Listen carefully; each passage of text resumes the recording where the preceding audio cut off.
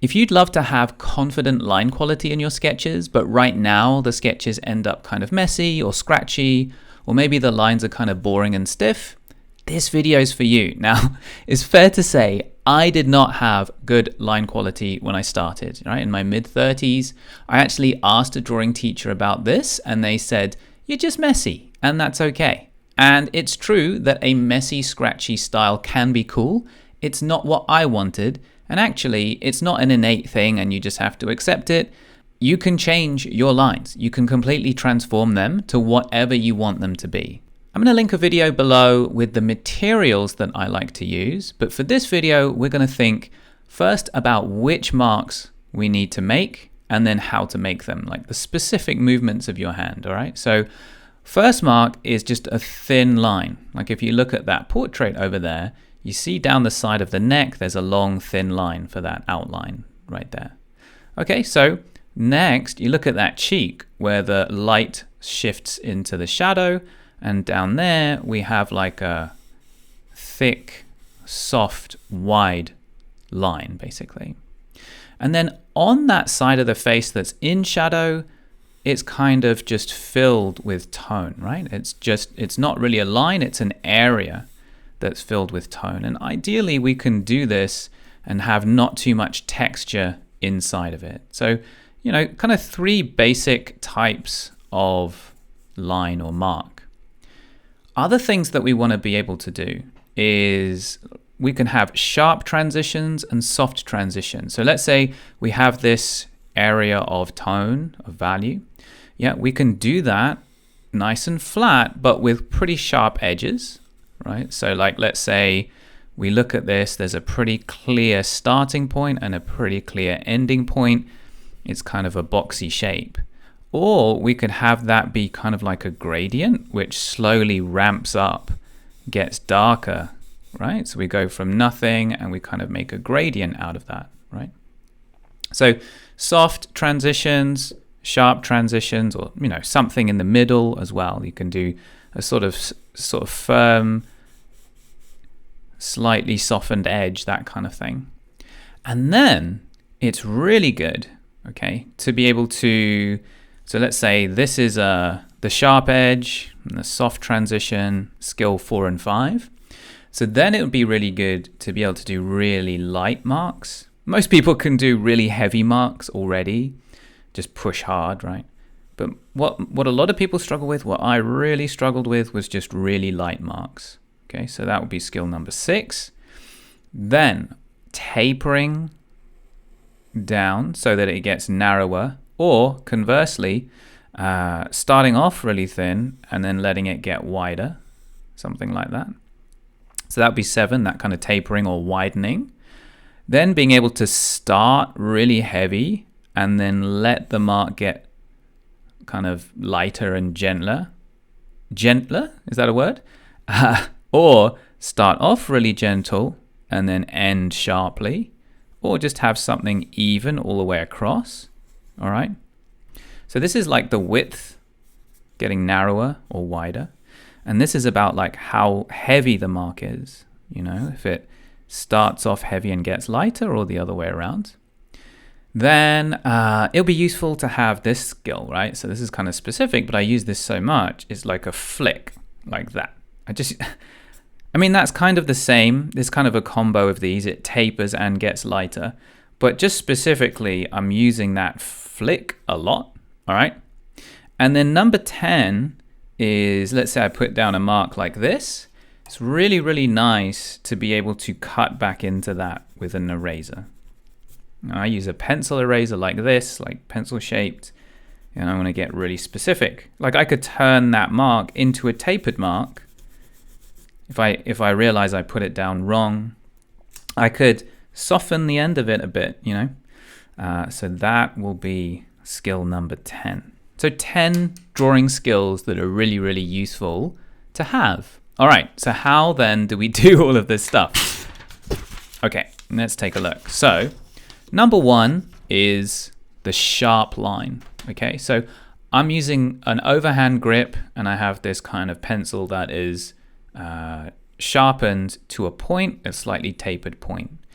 You know, there's different materials that do stuff in different ways. I'm specifically going to talk about how I do this.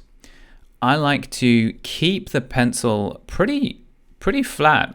Pretty flat to the paper. I don't have to kind of, angle it like this to the paper. I can keep it pretty flat, but the point is I pull along the length of it like that. Okay, so I hold my pencil between my thumb and my middle finger, stabilize it with this. This part of my hand slides along the paper for that stability, and then I pull like that. And I can do that in different directions, create a nice thin sharp line, right? So what if I want to do a soft fat line? Same thing, but now instead of pulling along the length, I'm going to pull along the side. So I'm going to switch from this kind of angle to this kind of angle, like this. Right, and now I can use the side of the pencil. For most marks that I'm making, first I'm going to ghost the mark above where I'm doing it. So, if I want to do like an egg shape, I'll kind of ghost that egg shape first, like that, and then I'll put the egg shape down. And then if I want to think about like the shadow shape edge, sometimes I'll ghost that in like this, but then I'll use the side, right, like that. And you'll notice I'm often coming in with the finger to like smudge it, soften an edge, that kind of thing. Okay, so then how do I do the even flat value? Same as this, it's on its side again, but I'm just going to kind of go up and down repeatedly to create that even value. If it doesn't work, it's probably because it's not sharpened right. And if it's got too much texture inside, that's not going to work, because then the shape, what's inside the shape is going to distract from the shape. So if it's ending up looking, like this, kind of like messy like that, right? I need to come back and do a strong amount of smudging, right, with my finger to try to get rid of that texture.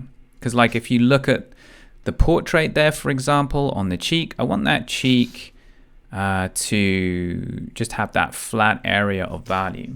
Let me switch pictures here. If you look at this surprised lady, you think about the shadow that's coming across from the nose into the eye socket and everything, right? It's a kind of shape, right? I want that shape to be really simple inside of itself and not have too much texture. So like here, you see that mark there, I can see the edge of that mark. And that's not really what I want ideally. It's too much texture. So I try and push that away so that with my finger, so that that doesn't appear so much. Sometimes when I do that, I kind of fuzz everything up, right? And maybe I wanted the cast shadow to be sharper. So I need to resharpen that edge. I'll come back in with skill number 10, which is just using the eraser. This kind of eraser is great for resharpening the edges of a shape if they've gotten a bit fuzzy, right? If I've had to smudge with my finger, it's hard to keep the edges sharp. Okay? So what if I want to do, a gradient where it starts off really gentle and gets stronger? Well, that's going to be that ghosting first, so it just glides across the paper, and then I'm just going to put the pencil down really, really, really lightly, so it's gliding across the paper. It's just the weight of the pencil. I'm not pushing at all. Just the weight of the pencil is just on the paper. And then I start to push a little more with this index finger, right? I start to push, push, push, and I can strengthen that, all the way to black if I really need to, right? If the transition's not smooth enough and it's got, right, like let's say I do it, I try to do that, but I end up actually kind of basically making lines inside of my gradient. Now it's not a nice gradient anymore. It's got a line here and a line here, right? You can see that. I'm gonna have to come in and try and fix that, try and smudge to get it to be soft if that's what I need for the picture. And then I've made such a mess of my shape with my smudging, so I'll come back and fix it. All right? Lots of mistakes or messing things up and coming back and refining it, Okay, so how about drawing really, really lightly? Well, drawing really, really lightly again, is about allowing it to skate across the paper. Okay, so it's that idea of we're drawing, but the pencil, I'm not adding any pressure with my hand or my fingers. It's just allowing it to skate across the paper with no extra pressure from me. Okay, and then how do I taper the line down? All right, so one thing that we saw here was if we pull along the length, it's going to be thin. If we pull along the side, it's going to be wide. So one thing I could do is I could kind of have it be wide by pulling along the side of the lead, and then kind of transition to pulling along the length. You know, I could do that. I can also, if I want, I could try having it start off like this with a lot of the side of the lead connecting, and then start to elevate it, you know, so that there's less touching the paper. You know, I can do all these different things. So I start off with a thin mark, let it get soft and fat, go back to thin. You know, I can do whatever I like in that regard. Okay, now this is really fun. So how do I start off strong and then let it get softer and weaker as we go on? So this is going to be that I put my pencil down like this, right? I establish my start point, and then I'm going to pull but lift the pencil off the paper like that. So if you think about it kind of like an aeroplane, right? This is like the aeroplane is on the runway. Okay, how do you draw an aeroplane? This is not a how to draw aeroplane channel, all right? Forgive me. And it's on the runway, and it goes and it takes off. All right. So we're gonna start here, and we're gonna take off, and I'm gonna lift as I go.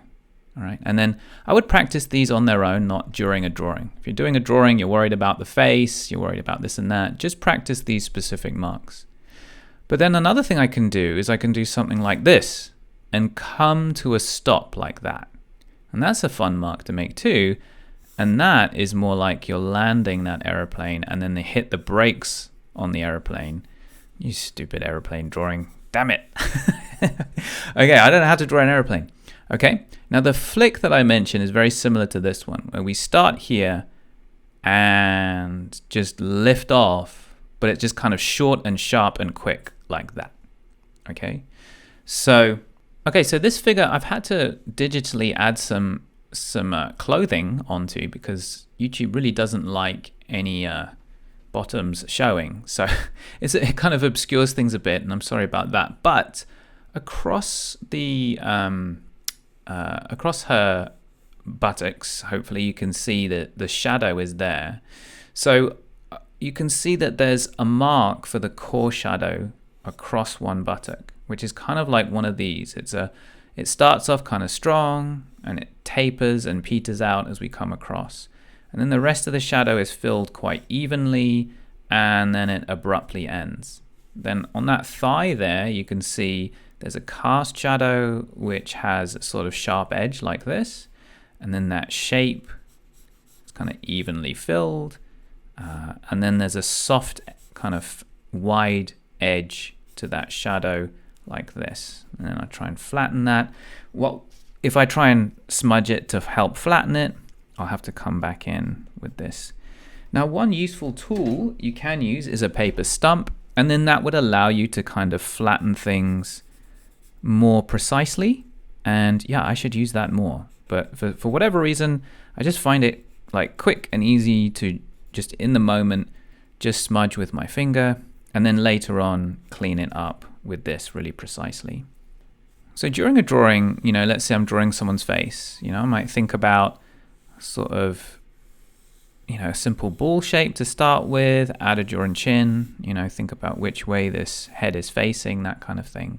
But starting really, really light, just having the pencil skate across the paper with no extra pressure. You can still see the marks, right? It's enough to be able to see it without kind of really heavily stating stuff. And when I'm building up this, let's say the shapes of shadow, for example, I want to kind of build them from the big simple version of this first. So let's say this egg is overall kind of egg shaped. I'll kind of put a shadow across it as if it really is just an egg, like that, right? So that's using that side of the pencil like this.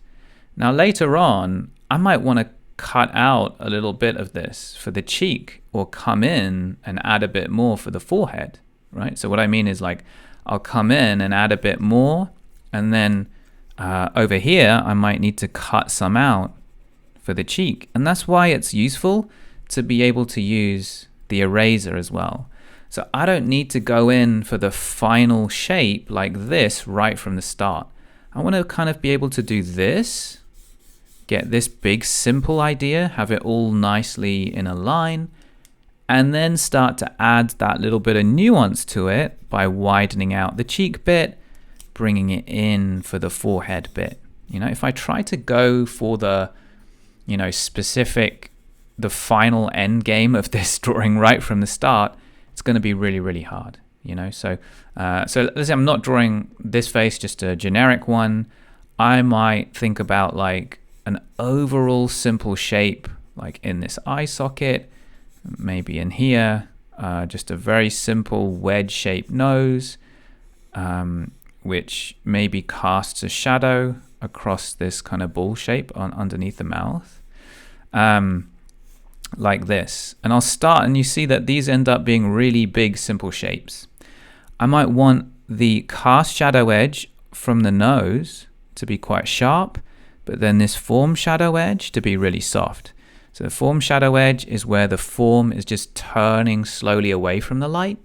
The cast shadow here is where the nose is actually blocking the light from falling across this part, so it's more sharp, you know.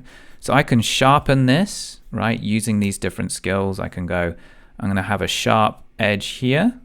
Maybe if it's not sharp enough, that's fine. I'll come back with my eraser, sharpen it up again. Soft edge here. I'll try and start doing it soft. I go, oh man, that's actually not soft enough. And then I'll start smudging it with my finger. You know, I can always change a lot of this stuff. And then, you know, I've done a big, nice flat shape for here, right? So rather than trying to go to like a final idea, which is like, okay, there's this bit of the eye, and I don't know, there's this bit of eyelid, and then there's this little bit of the white of the eye in here, and trying to get like a final eye shape, I just do a big simple flat shape like this, and I'm going to try and stay inside this stage of the sketch with big simple shapes and like move these around until I'm happy with them before I go any further. And I know that, you know, look, there's nuance in there, there's more information I need to put in there. I can come back later on and refine these shapes with this and with this, you know. So I might go, well, you know, there's a little bit of light across the top of the eyelid or something, and I can start to add that in. Or I can say, look, it actually gets a little bit darker in some areas down, or across here, say, because of the eyelashes. I can start to add that information in. You know, there's a little bit of the lower lid that faces towards the light. I can pull that back. All that kind of stuff can come in later, but I want to start off really, really kind of flat and simple. So this means it's really useful to be able to make a big, simple shape, a flat shape with my pencil, and then create refinements to it like this, and then soften some parts like this, or darken some parts, you know, like this later. Start off really, really big and simple, and then work into it and make it more nuanced, right? Or start off with a big, simple straight line, but then, you know, add some nuance to that, carve into it, and add a little bit more to this part over here. If you don't do that and start trying to go straight to the final idea, drawing is going to be super hard. And if you find drawing super hard, you know, it might be because of that. It might be because you're rushing in, trying to make it that final idea before the initial idea is ready. So if we go down to the mouth, we can get this soft edged shadow across this ball-shaped chin and the ball shape under the mouth, before we start trying to carve out like the shadow on the upper lip and then the shadow shape under the lower lip and all that kind of stuff. Okay, so these are essential pencil skills. Now, if you don't like these, if these aren't exactly the skills that you want to have for your sketches, that's absolutely fine. But it's good. What I found useful was to find an artist whose marks I really liked and try to recreate their marks. So one person I looked at a lot was Lane Brown, and I really liked his mark making, and so I would try to recreate his marks. I wouldn't always try to recreate the whole sketch, right? I wouldn't always just copy the whole sketch, but I'd see specific marks that he used, and I go, okay, I'm going to recreate that mark or the other mark. We've made a new guide called How to Draw an Eye. Link is below. It's free, and it's really different to the normal tutorials about how to draw an eye because it's not about the details of the eye. It's about how do you get that really simple, almost abstract shape that actually appears when you do a good portrait drawing. So check out these Zorn paintings, for example. It's not a super rendered detailed eye. It's an interesting abstract shape, but it's a very specific shape. If you can learn how to get to that shape, which is what this guide teaches you, it actually also holds the secret of all drawing. So that's really cool. Check out the link below.